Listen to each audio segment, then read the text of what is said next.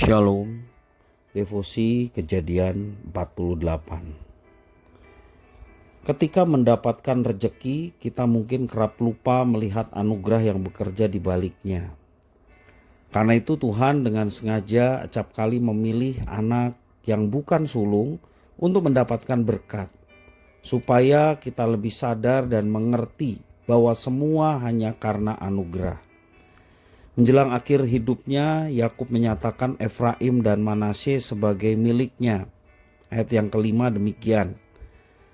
Ini berarti mereka akan mendapat tanah seperti anak Yakub yang lainnya. Sehingga Yusuf diberi kehormatan untuk mendapatkan hak kesulungan berupa porsi ganda. Ketika Yakub memberkati Efraim dan Manasye, Yakub sengaja menyilangkan kedua tangannya, sehingga tangan kanan diletakkan di atas Efraim, si bungsu, sementara tangan kiri di atas Manasye, si sulung. Ini berarti sang adik Efraim akan menjadi bangsa yang lebih besar dari Manasye.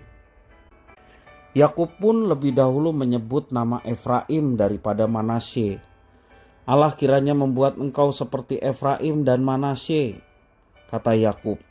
Dalam seluruh pasal 48 ini, hampir seluruh nama Efraim disebut lebih dahulu dibanding Manasye, seperti ayat yang kelima, ayat 13, ayat 14, dan 20.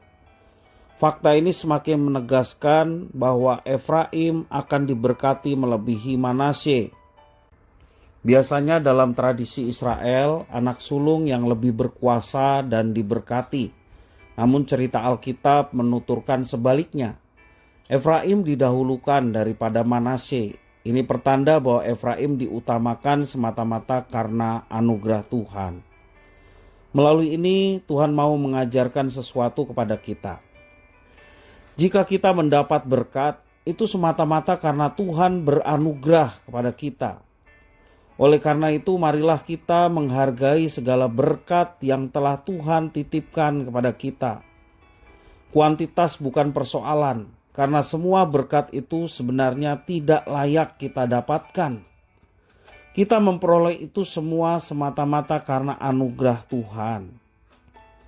Mari kita menikmati kehidupan dengan rasa syukur kepada Tuhan yang senantiasa memberkati kita sekalian. Segala sesuatu yang kita dapatkan, segala sesuatu yang kita raih, sebagai orang percaya kita melihat bahwa semua itu bukan serta-merta karena apa yang kita usahakan, tetapi kita melihat semuanya itu sebagai berkat anugerah yang dipercayakan Tuhan kepada kita. Sehingga jangan sedikit pun kita merasa sombong, jangan sedikit pun kita merasa bahwa kita yang berjerih lelah, sehingga kita boleh meraih dan mendapatkan semuanya itu.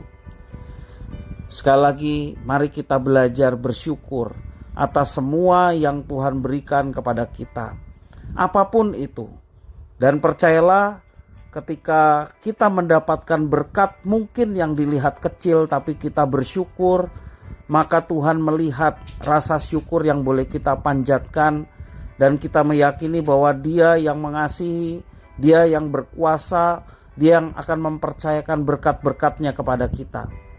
Kalau kita mendapatkan berkat, kemudian kita gunakan berkat yang Tuhan percayakan itu untuk dapat melakukan yang baik, untuk dapat melayani, kita meyakini bahwa Dia melihat dan senang, maka Dia yang akan mempercayakan berkat-berkat yang lain.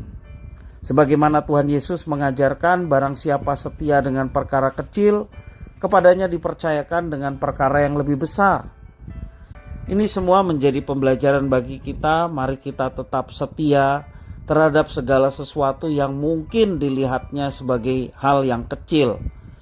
Kita melihat semuanya itu sebagai berkat Tuhan dan kita menerima dengan rasa syukur. Maka ketika kita melihatnya dengan rasa syukur sebagai anugerah pemberian Tuhan, Tuhan akan percayakan dengan perkara-perkara yang lebih besar daripada apa yang sudah kita dapatkan. Dan ketika hal itu dipercayakan kepada kita, jangan sekali lagi kita hilaf. Kita tetap mengucap syukur dalam segala sesuatunya. karena memang Tuhan sumber segala berkat dan anugerah yang mempercayakan itu semua kepada kita.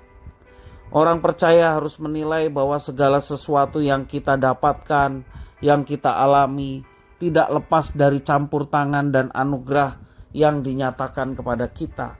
Maka sedikit pun yang kita dapatkan, yang kita raih, tidak lupa kita mengucap syukur kepada Tuhan. Dan percayalah, Tuhan selalu menyertai, Tuhan selalu memberkati dalam setiap keadaan dan situasi kondisi yang sedang kita alami.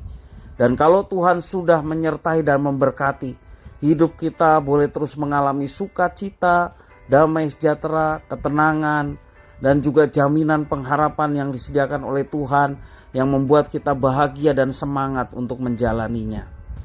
Mari kita tetap mengucap syukur, karena itu sesuatu yang indah dan membahagiakan dalam hidup kita. Tuhan Yesus memberkati.